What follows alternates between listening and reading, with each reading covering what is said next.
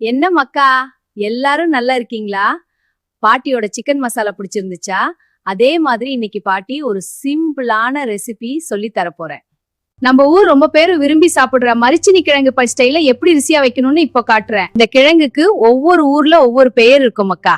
எங்க கன்னியாகுமரி பக்கம் நாங்க இத மரிச்சினி கிழங்குன்னு சொல்லுவோம். சில ஊர்ல கப்பா, சில இடத்துல மரவள்ளி கிழங்குன்னு கூட சொல்லுவாங்க. ஆனா எப்படி சொன்னாலும் இதோட ருசி மட்டும் ஒரே மாதிரி தான் மக்கா.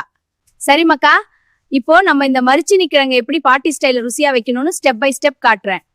முதல்ல கிழங்க நல்லா தோல் சீவி சின்ன சின்ன துண்டுகளா வெட்டிக்கோங்க.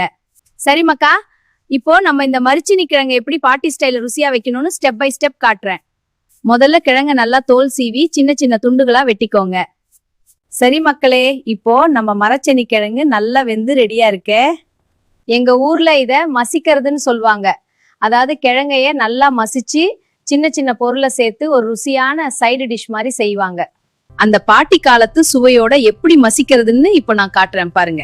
இந்த மரச்சனி கிழங்கு நல்லா பேஸ்ட் மாதிரி மசிய வரணும் மக்களே. அதுக்கு ஒரு சின்ன அரப்பு தேவை. அதுக்காக கொஞ்சம் தேங்காய், பச்சை மிளகாய், சின்ன வெங்காயம், கொஞ்சம் சீரகம், உப்பு இவையெல்லாம் சேர்த்து லேசா அரைச்சு எடுத்துக்கணும். சரி மக்களே, இப்போ நம்ம அரைச்சு வச்சிருக்கிற இந்த அரப்பை இந்த வெந்த மரச்சனி கிழங்குல மேல ஊட்டணும். அதுக்கப்புறம் பாட்டி காலத்துல என்ன பண்ணுவாங்கன்னா மத்து வச்சு நல்லா மசிச்சிடுவாங்க.